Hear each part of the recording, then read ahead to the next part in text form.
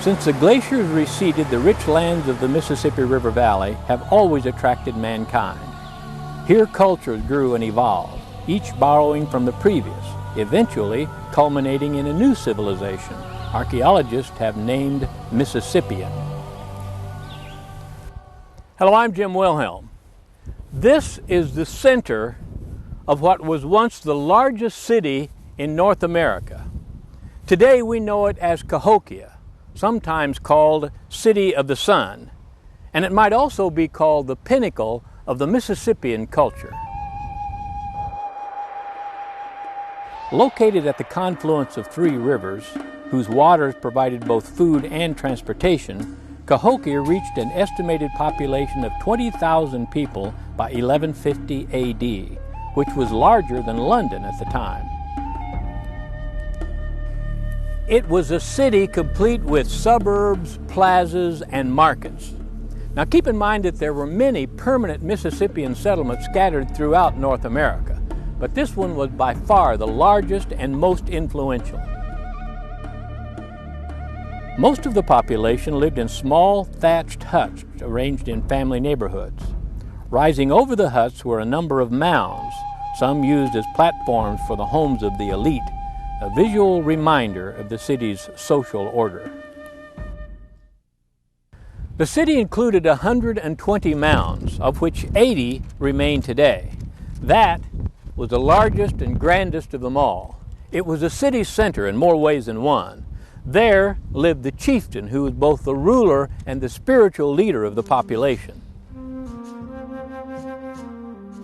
It covers more than 14 acres and rises in 4 terraces to a height of 100 feet, making it the largest prehistoric earthen structure in the Western Hemisphere.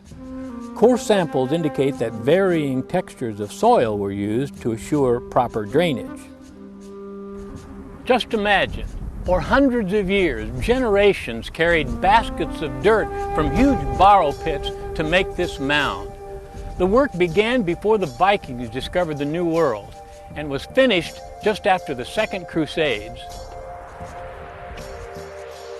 Looking at the mounds and artist renditions, it's easy to make comparisons to similar structures in Mexico, but there's no evidence that the Mississippian culture ever had contact with people that far south. Today, visitors can do what was unimaginable to the people of Cahokia. Today, ordinary people can come up those recently refurbished stairs and enjoy the view that was once available only to the highest of the elite. We're at the top of the largest mound, from which the chieftain could survey his city. But he was more than a political ruler. He was also recognized as the brother of the sun. Archaeologists have determined that a large building once stood here. It was a place where religious rites and administrative duties were thought to have occurred. Nobody's really sure because this was a prehistoric society. What that means is that they had no written language. But the real driving force behind Cahokia's success was not its ruling class, but this: corn.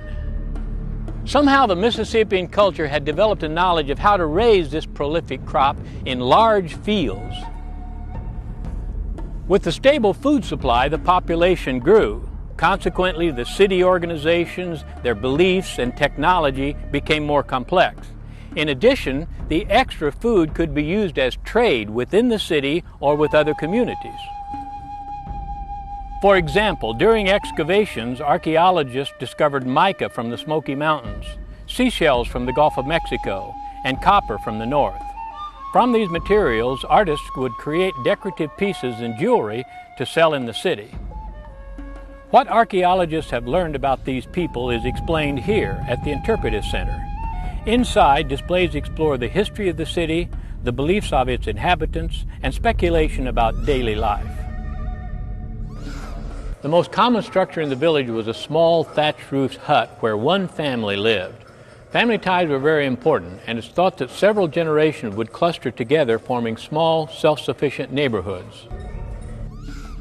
They had their own facilities like sweat lodges to cleanse body and mind, plus elevated granaries.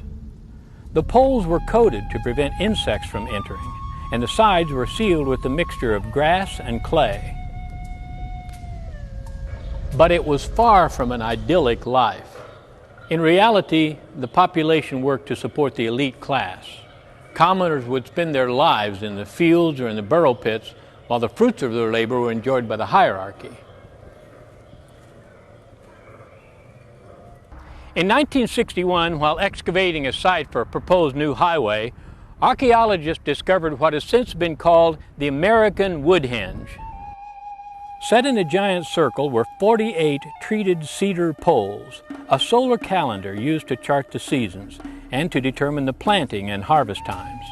In fact, at the beginning of each new season, the rising sun lined up with a specific pole. The calendar was aligned so that during the all-important spring and fall equinox, the sun would appear to rise directly over the chieftain's mound. This was quite fitting since, as you'll recall, he was known as the brother of the sun. Eventually, it was discovered that over time there had been 5 such circles, each larger than the previous, and each time the number of poles increased by 12. Why 12? And why increase the size? It's just another mystery of Cahokia. To unravel those mysteries, archaeological work continues. This is Mound 72, one of only 6 of this type of mound here at Cahokia. It's called a ridgetop mound. It was originally excavated in the early 60s, but recently it has been revisited. To everyone's amazement, Mound 72 actually covered 3 smaller burial mounds. And inside one of those was found the remains of a possible chieftain, laid to rest on a bed of 20,000 shell beads, plus the remains of 6 of his retainers. In another section are the remains of 300 people, more than half of which were young women who had been sacrificed. Interestingly, some of the bodies were found not in the mound, but under the mound, using the mound itself as a grave marker. Now keep in mind when visiting, not all the mounds here were used for burials. Most were used as platforms to raise buildings. And this type of burial was only for the elite. Common folks were buried in the ground outside the city. Another interesting aspect of the city is that it was a planned community. Pathways connected the public areas to neighborhoods. The mounds were built around a central plaza where games were played, with much betting. Welcome back to Cahokia, where it's estimated that the height of its population occurred at about 1150 AD at 20,000 people. Yet 150 years later, this site lay abandoned. Why is one of the largest mysteries of this city. Also at the time of Cahokia's height, a stockade was quickly erected around the central area, protecting the major religious center along with some of the homes of the highest officials. Was there worry over riots or disputes over food distribution or threats from an enemy? Without a written language, it's hard to know exactly what happened, but it's thought that a combination of things brought about the demise of Cahokia. For example, the climate was changing. The growing season was becoming shorter. Excavation shows that an overdependency on corn in the diet led to poor nutrition. Plus, for miles around, all the trees had been removed for fuel and building materials, driving the wildlife away and allowing silt to close streams. Plus, it was a densely populated area, perhaps as many as 4,000 people per square mile. Imagine all the waste that would have produced. Plus, there might have been competition for available living space. All of these things together could have contributed to the demise of Cahokia. Today, the paths of Cahokia are still in use, but now by curious visitors who wander among the remains of this once affluent city. This is also the only place in Illinois that has been designated a World Heritage Site by the United Nations.